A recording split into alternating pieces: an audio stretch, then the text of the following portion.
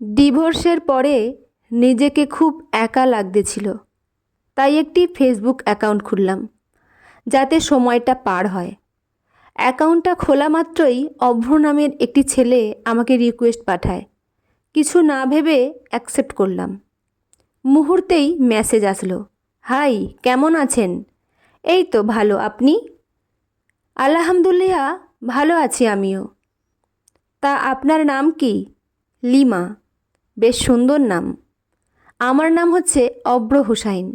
আচ্ছা, একটা কথা বলি আপনাকে, প্লিজ কিছু মনে করবেন না। আচ্ছা বলুন, আমরা কি বেস্ট ফ্রেন্ড হতে পারি প্লিজ?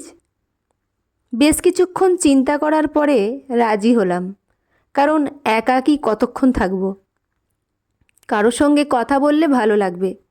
হ্যাঁ হতে পারি, কিন্তু একটা কথা, আমি একজন ডিভোর্সি মেয়ে। ডিভোর্সি হয়েছেন তাতে কি, আমরা তো মানুষ নাকি? হ্যাঁ, সবাই যদি আপনার মতো বুঝতো। তা আমার বন্ধু কি করে এখন? এই তো নতুন বন্ধুর সঙ্গে কথা বলতেছি। আচ্ছা, আমাকে কখনো ভুল ভাবা না তো বন্ধু? না বন্ধু।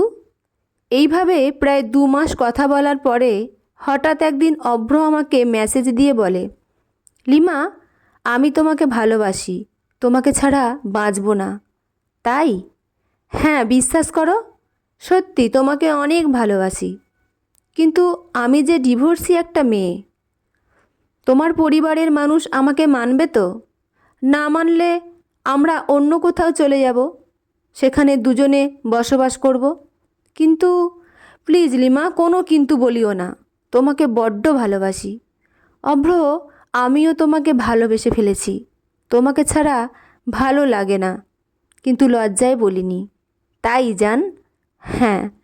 এরপরে অভ্র এবং লিমা বেশ কিছুদিন প্রেম করে। এরপরে হঠাৎ একদিন অভ্র বলে উঠল, লিমা, আমি তোমার শরীর দেখতে চাই। মানে? মানে হলো আমি তোমার শরীর দেখতে চাই।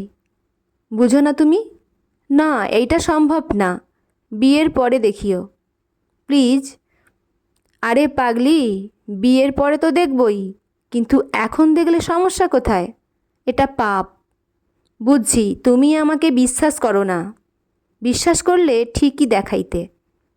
এমন করে বলো না প্লিজ, তাহলে দেখাও না প্লিজ। আমার খুব দেখতে ইচ্ছা করতেছে। যদি কিছু হয়? কিচ্ছু হবে না, আমি আছি তো নাকি? ঠিক আছে জান, তোমাকে তাহলে ভিডিও কল দিতেছি, ভিডিও কলে দেখাবো। আচ্ছা। এরপরে শুরু হলো অভ্র এবং লিমার ভিডিও কল। লিমা অভ্রকে বিশ্বাস করে সবটা দেখায়, যা দেখে অভ্র মজা নিচ্ছিল। ঠিক তার 1 সপ্তাহ পরে অভ্র লিমাকে ব্লগ দেয়, যা দেখার পরে লিমার মাথা ঘুরে যায়। মুহূর্তে অভ্রকে ফোন দেয়, এই তুমি আমাকে ব্লগ দিছ কেন? মন চাইছে তাই? মানে? আপনাকে আমার এখন ভালো লাগে না, যার কারণে ব্লগ দিয়েছি। এইসব কি বলতেছো তুমি?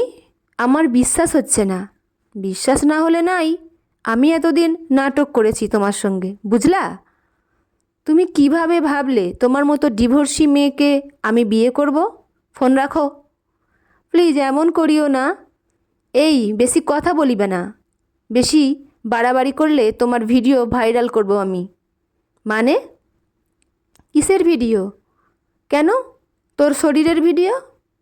কথাটি শোনা মাত্রই লিমা ফোনটি কেটে দেয় এবং হাউমাউ করে কান্না করতে থাকে। প্লিজ বোনেরা, সাবধান থাকিও। সব মানুষ কিন্তু ভালো না, যা করার সাবধানে করবে। একটি ভুল চিরকালের কান্না। লেখাটি সংগৃহীত, কণ্ঠে আমি রিমি।